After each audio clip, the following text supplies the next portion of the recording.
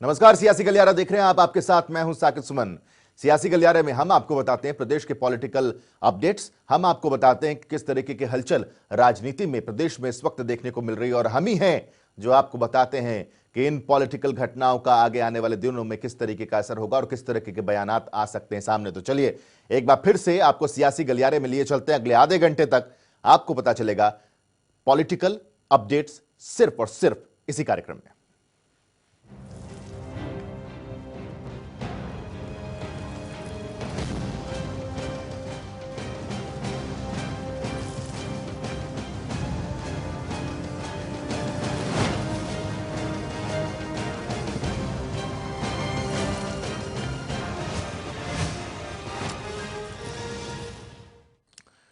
सियासी गलियारे में सबसे पहले बात होगी कृषि अध्यादेशों की।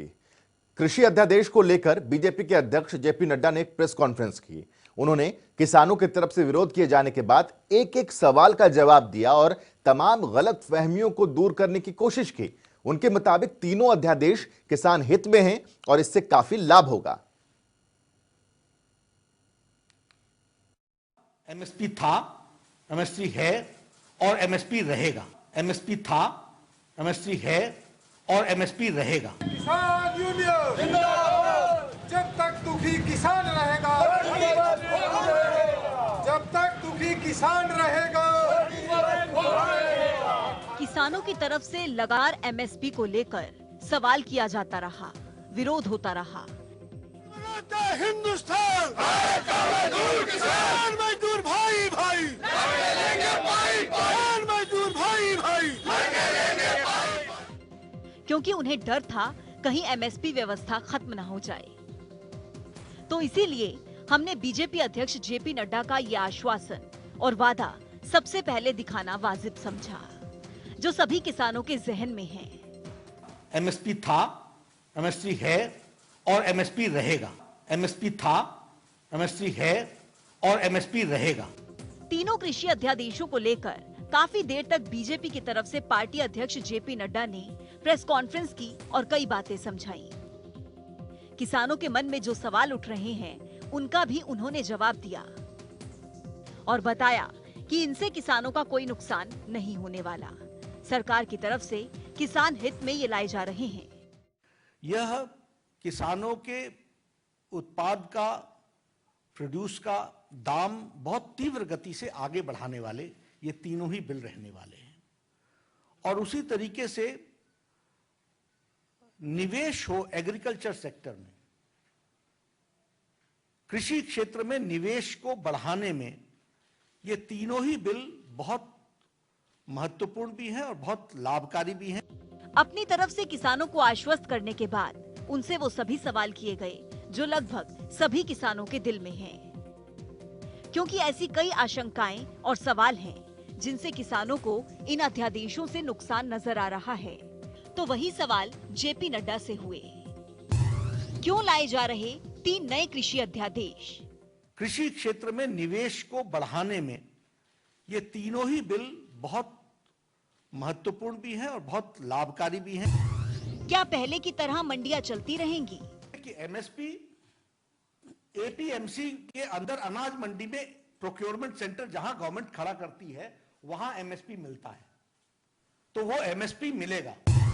कॉन्ट्रैक्ट फार्मिंग से किसान की जमीन सुरक्षित है। कॉन्ट्रैक्ट उत्पाद पर होगा और जमीन सदा सदा किसान की होगी। बाहर फसल बेचने पर पेमेंट नहीं हुई तो किसान को ही पेमेंट मिलनी है और जिस दाम पर वो बेचेंगे उसी दाम पर किसान को दिया जाएगा। बारिश से फसल तबाह हो गई तो किसान को इस बात का डर नहीं होगा कि बाढ़ आ गई तो मेरे खेत का क्या होगा, मेरे किसान का क्या होगा, मौसम खराब हो गया तो मेरा क्या होगा।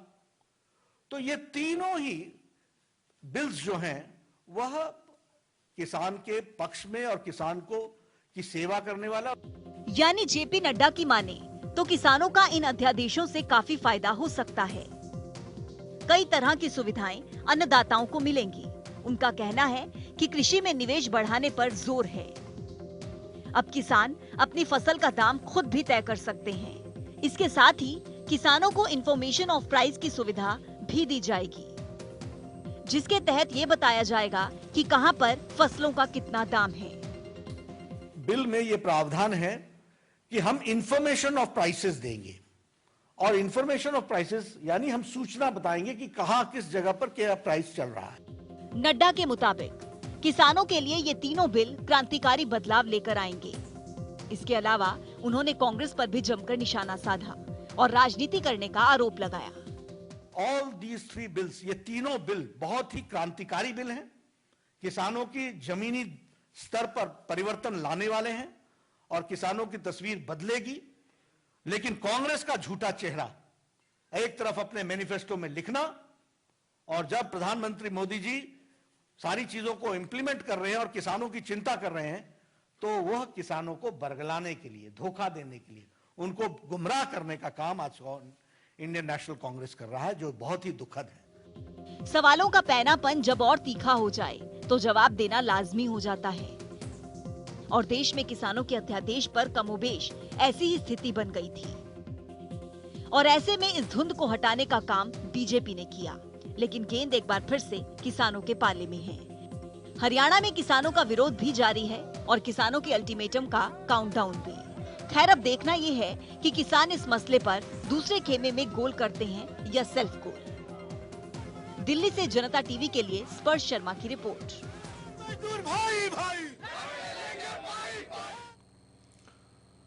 कृषि अध्यादेशों को लेकर किसानों की तरफ से लगातार विरोध किया जा रहा है। जंतर मंतर पर भी अन्नदाताओं ने प्रदर्शन किया और सरकार के खिलाफ रोष जताया। आखिर किसानों की मांग क्या है? किन मुद्दों को लेकर के किसान सड़कों पर है? क्या चाहते हैं किसान?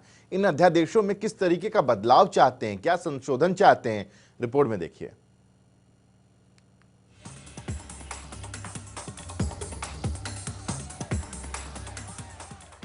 कृषि अध्यादेशों पर किसानों का प्रदर्शन, जंतर मंतर पर अन्नदाताओं की नारेबाजी, सरकार के खिलाफ किसानों का रोष।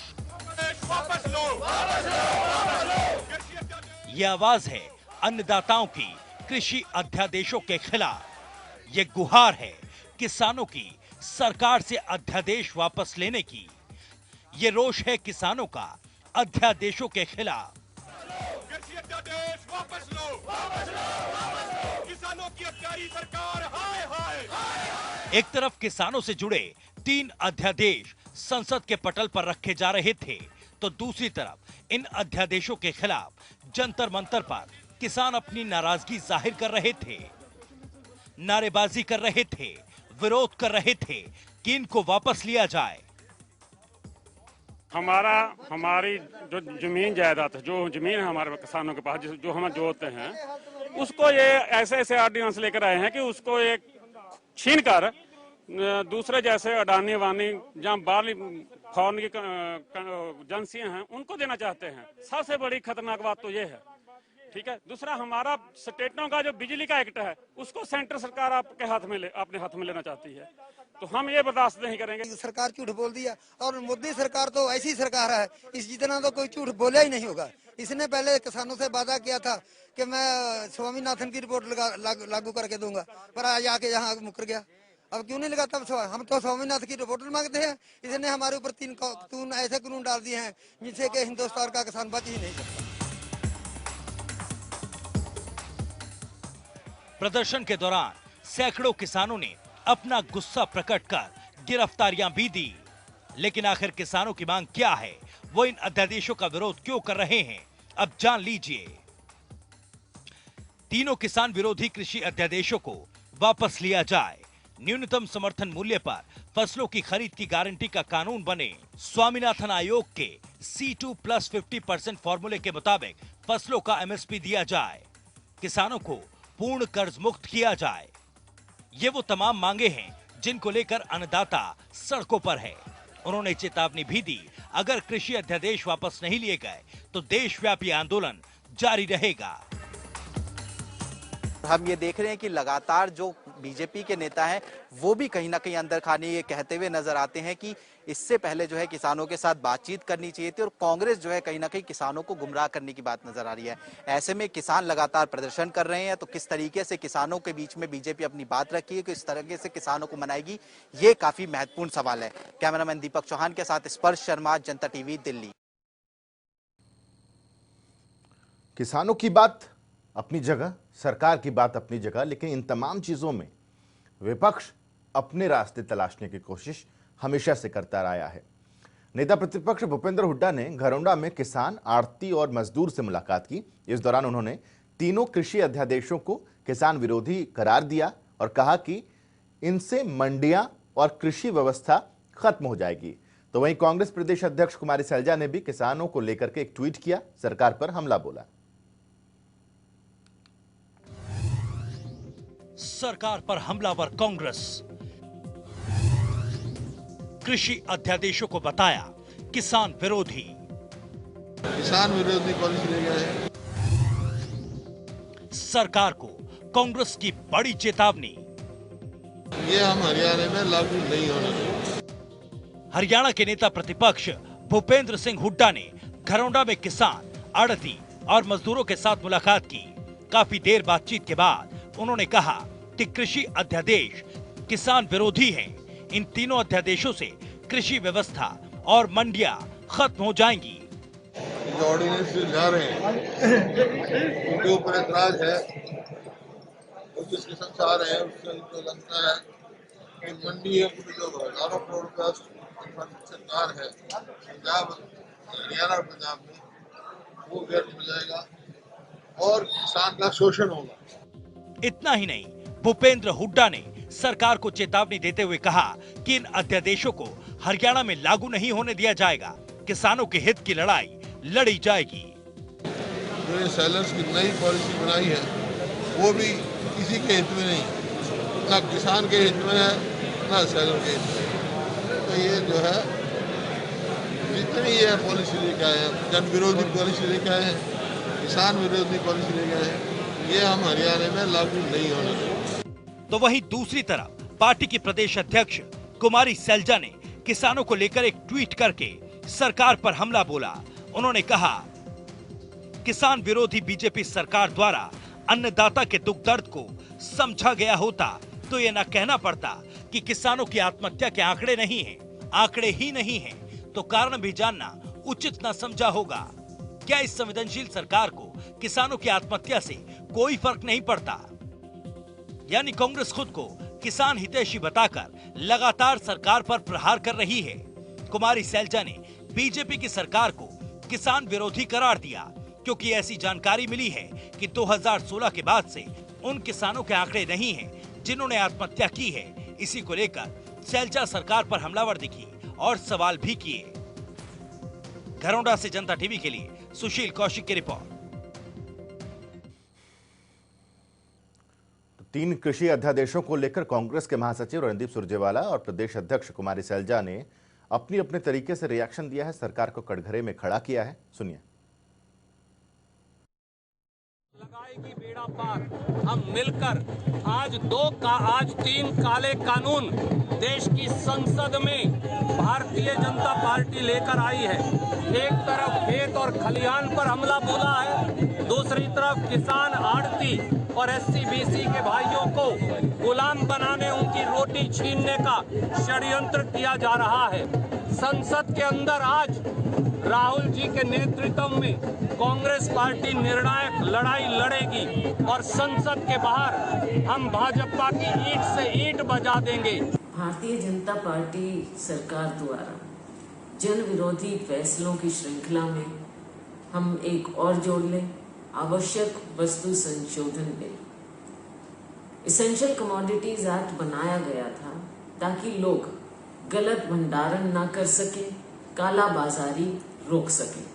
लेकिन भारतीय जनता पार्टी तो हमेशा, चाहे आम जनमानस हो, किसान हो, मजदूर हो, गरीब आदमी हो, सबका कार्य निजी हाथों में देना चाहती है। अब आगे आप देखिएगा कि ये बिल ऐसा आया है कि फिर से देश में भंडारण शुरू हो जाएगा, काला बाजारी शुरू हो जाएगी और हमारा किसान फिर हाथ पे हाथ धरकर बैठ जाएगा। किसानों के मसले पर लगातार हम आपको अपडेट्स दे रहे हैं, बता रहे हैं उनका कदम क्या होगा और इस पर पॉलिटिकल रिएक्शन भी हम बता रहे हैं। थोड़ी देर के लिए इस खबर से हटते हैं, कुछ और पॉलिटिकल खबरें भी हैं जिन पर नजर डालनी जरूरी है। चंडीगढ़ में बीजेपी के पूर्व प्रदेश अध्यक्ष सुभाष बराला ने जेजेपी के प्रदेश अध्यक्ष निशान सिंह के साथ मुलाकात की। इस दौरान अहम मुद्दों पर बातचीत की गई। साथ ही टोहाना से विधायक देवेंद्र बबली की तरफ से सरकार पर वार करने के मसले को लेकर भी चर्चा हुई। जेजेपी विधायक देवेंद्र बबली पर पार्टी सख्त, मर्यादा में रहकर बात करने की नसीहत। मर्यादा में रह करके ही बात करनी चाहिए। गठबंधन सरकार पर वार को लेकर फटकार। हरियाणा बीजेपी के पूर्व प्रदेश अध्यक्ष सुभाष बराला ने सरकार के सहयोगी दल जेजेपी के प्रदेश अध्यक्ष से चंडीगढ़ में मुलाकात की। इस दौरान दोनों नेताओं के बीच अहम मुद्दों पर बातचीत की गई। हालांकि इस दौरान जेजेपी के विधायक देवेंद्र बबली के बयानों पर भी चर्चा की गई। निशान सिंह ने उनको नसीहत देते हुए कहा, उनको मर्यादा में रहकर बात करनी चाहिए। दरअसल देवेंद्र बबली की तरफ से सरकारी व्यवस्थाओं पर सवाल उठाए गए थे और अपनी पार्टी पर भी सवाल उठाए थे। मैं तो एक ही बात कहूंगा कि सदस्य चाहे परिवार का हो, चाहे पॉलिटिकल ऑर्गेनाइजेशन का हो, किसी पार्टी का हो, किसी हाउस का मेंबर हो, मर्यादा जो है वो सबके लिए जरूरी हो जाती है। हर व्यक्ति को मर्यादा में रह करके ही बात करनी चाहिए। मैं अभी तो इतना ही कह पाऊंगा। इसके अलावा उन्होंने विधायक दल का नेता बदलने के बयान पर भी कहा, दुष्यंत चौटाला अपनी क्षमता के बलबूते डेप्यूटी सीएम बने हैं। उन्होंने कहा, अजय चौटाला और दुष्यंत चौटाला ही हमारे नेता हैं और वो ही मामले में संज्ञान लेंगे।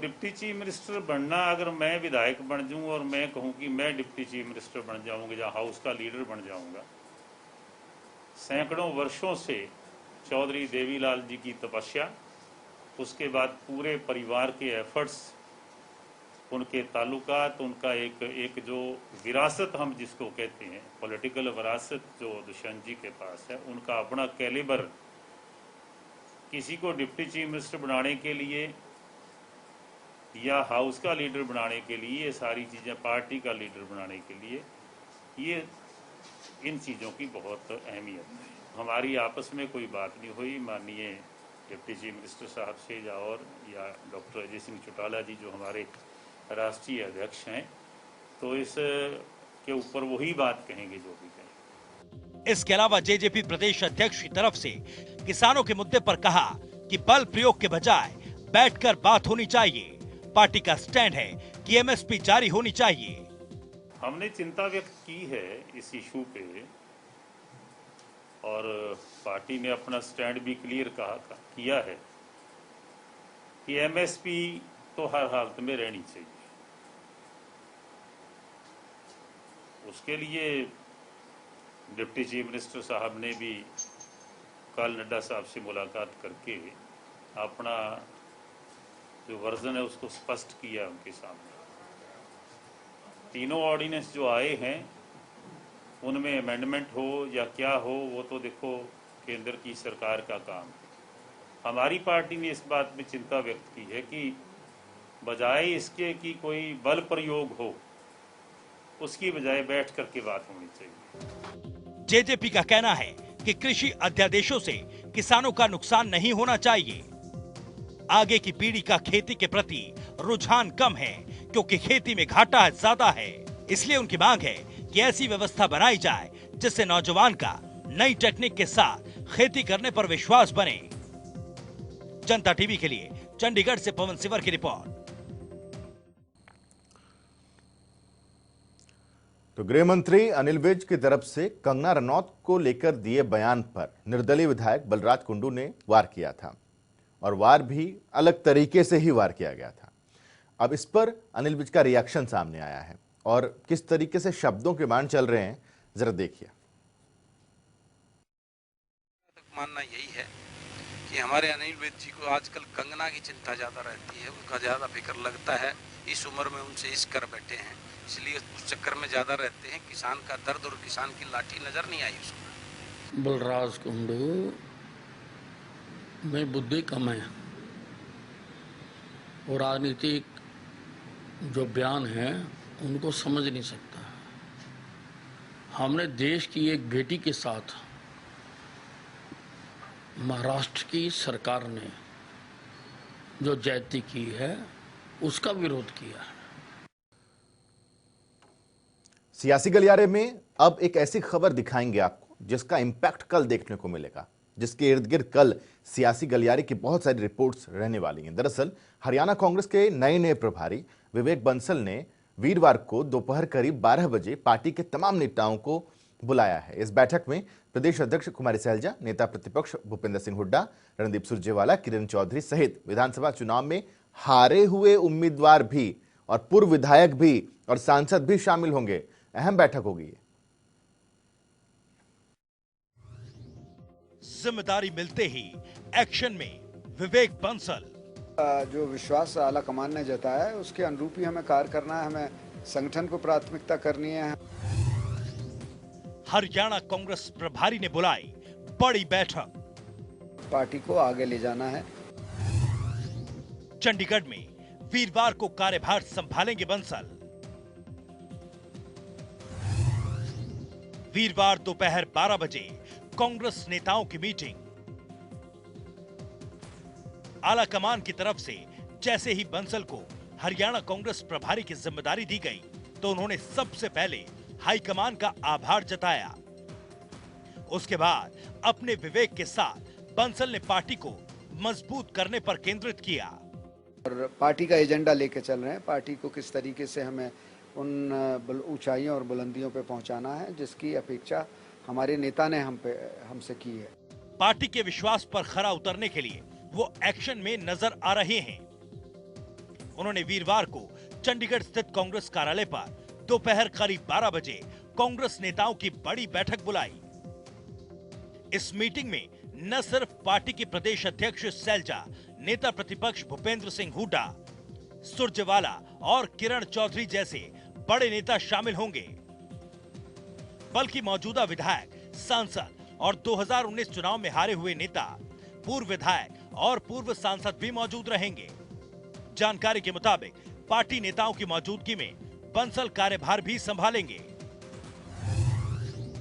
उपेक्षित नेताओं से कैसे निपटेंगे? विवेक के साथ काम करेंगे बंसल। क्या होगी पार्टी मजबूती की बूटी?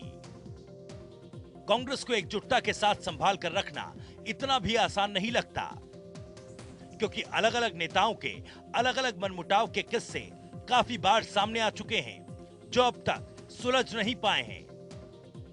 इसलिए हाल ही में जनता टीवी से खास बातचीत में हरियाणा कांग्रेस के नवनियुक्त प्रभारी विवेक बंसल ने गुटबाजी को स्वीकारा और कहा कि सशक्त पार्टी में गुटबाजी होना स्वाभाविक है, लेकिन ऐसा नहीं होना चाहिए जिससे पार्टी को नुकसान हो।